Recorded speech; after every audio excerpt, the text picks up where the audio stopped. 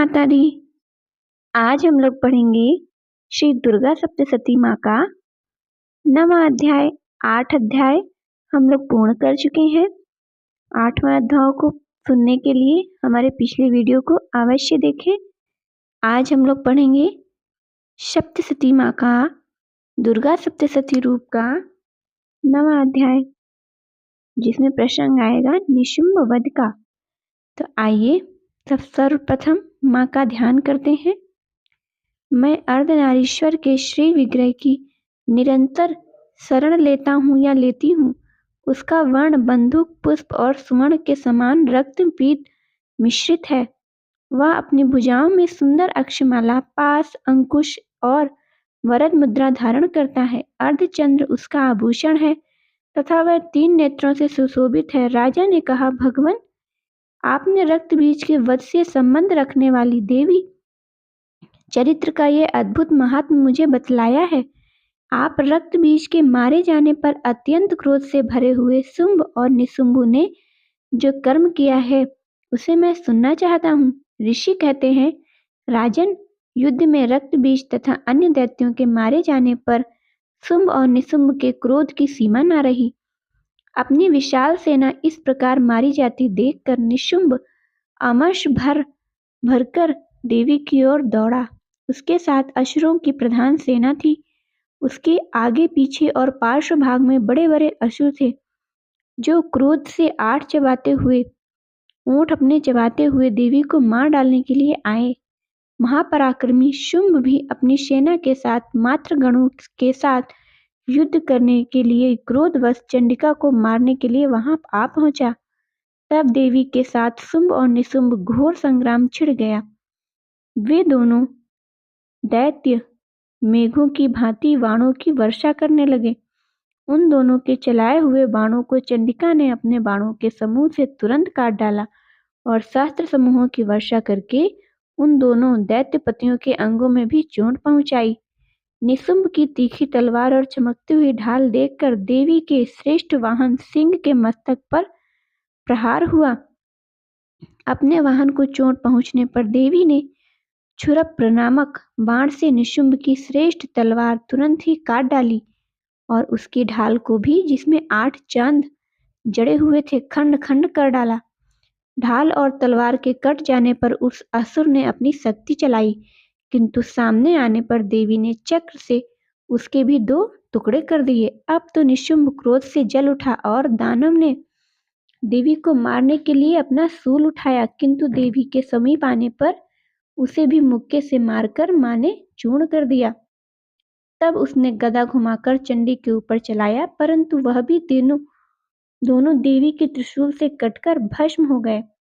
तदंतर दैत्यराज निशुंभ को फरसा हाथों में लेकर देख आते हुए देवी ने बाण समूहों से घायल कर धरती पर सुला दिया। उस भयंकर पराक्रमी भाई निशुंभ के धराशायी हो जाने पर शुंभ को बड़ा क्रोध हुआ और अंबिका मां का वध करने के लिए वह आगे बढ़ा। रथ पर बैठे बैठे ही उत्तम आयुधों से सुशोभित अपनी बड़ी बड़ी 8 अनुपम भुजाओं के समूचे आकाश को ढककर मां अद्भुत शोभा पा रही थी। उसके आते ही देख देवी ने शंख बजाया और धनुष की प्रत्यंचा का भी अत्यंत दुस्सह शब्द किया। साथ ही अपने घंटे के शब्द से जो समस्त दैत्य सैनिकों का तेज नष्ट करने वाला था, संपूर्ण दिशाओं को व्याप्त कर दिया। तदंतर सिंह ने अपनी दहाड़ से, जिसे सुनकर बड़े बड़े गजराज और महान मद लोगों का दूर हो जाता है, आकाश, पृथ्वी और 10 दिशाओं को गुंजा दिया। फिर काली ने आकाश में उछलकर अपने दोनों हाथों से पृथ्वी पर आघात किया। उससे ऐसा भयंकर शब्द हुआ जिससे पहले की सभी शब्द शांत हो गए। तत्पश्चात शिवदूती ने दैत्यों के लिए अमंगलजनक अट्टहास किया। इस शब्दों को सुनकर समस्त असुर थर्रा उठे, किंतु शुंभ को बड़ा क्रोध आया। उस समय देवी ने जब शुंभ को लक्ष्य करके कहा, ओ दुरात्मन, खड़ा रह, खड़ा रह, तभी आकाश में खड़े हुए देवता बोले, जय हो, जय हो। शुंभ ने वहां आकर ज्वाला से युक्त अत्यंत भयानक शक्ति चलाई। अग्निमय पर्वत के समान आती हुई उस शक्ति को देवी ने बड़े ही भारी लूक से दूर हटा दिया।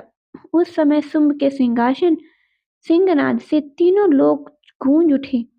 राजन, उसकी प्रतिध्वनि से वज्रपात के समान भयंकर शब्द हुआ, जिसे अन्य शब्दों से जीत लिया गया। शुंभ के चलाए हुए बाणों को देवी ने और देवी के चलाए हुए बाणों को शुंभ ने अपने भयंकर बाणों द्वारा सैकड़ों और हजारों टुकड़े कर दिए। तब क्रोध में भरी हुई चंडिका ने शुंभ को शूल से मार डाला। उसके आघात से मूर्छित हो वह पृथ्वी पर गिर पड़ा। इतने में ही निशुंभ को चेतना हुई और उसने धनुष हाथ में लेकर बाणों द्वारा देवी काली के सिंह को घायल कर दिया। फिर उस दैत्यराज ने 10,000 बाएं बनाकर चक्रों के प्रहार से चंडिका को आच्छादित कर दिया। तब दुर्गम पीड़ा का नाश करने वाली भगवती दुर्गा ने कुपित होकर अपने बाणों से उन चक्रों का तथा बाणों का विनाश कर दिया। यह देख निशुंभ दैत्य सेना के साथ चंडिका का वध करने के लिए हाथ में गदा लेकर बड़े वेग से दौड़ा। उसके आते ही चंडी ने तीखी धार वाली तलवार से उसकी गदा को शीघ्र ही काट दिया। तब उसने शूल हाथों में लेकर देवताओं को पीड़ा देने वाले निशुंभ को शूल हाथ में लिए आते देखकर चंडिका ने वेग से चलाए हुए अपने शूल को छाती से छेद दिया, उसकी छाती में छेद दिया। दूर शूल विदीर्ण हो जाने पर उसकी छाती से एक दूसरा महाबली महापराक्रमी पुरुष खड़ा हो गया। उस निकलते हुए पुरुष की बात सुनकर देवी थर्राकर हंस पड़ी और खड्ग से उसके मस्तक काट डाले। फिर वह धरती पर गिर पड़ा। तदंतर सिंह अपनी दाढ़ों से असुरों की गर्दन कुचलकर खाने लगा। यह बड़ा भयंकर दृश्य था। उधर काली और शिवदूती ने भी अन्याय दैत्यों का भक्षण करना आरंभ कर दिया।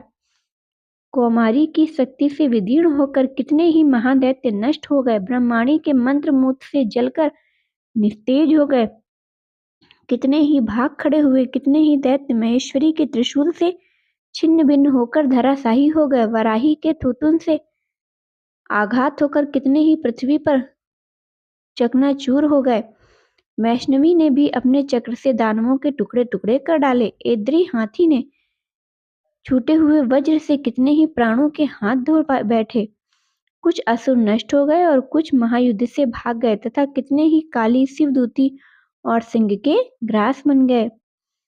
तो यहाँ से हमारा 9वां अध्याय समाप्त होता है।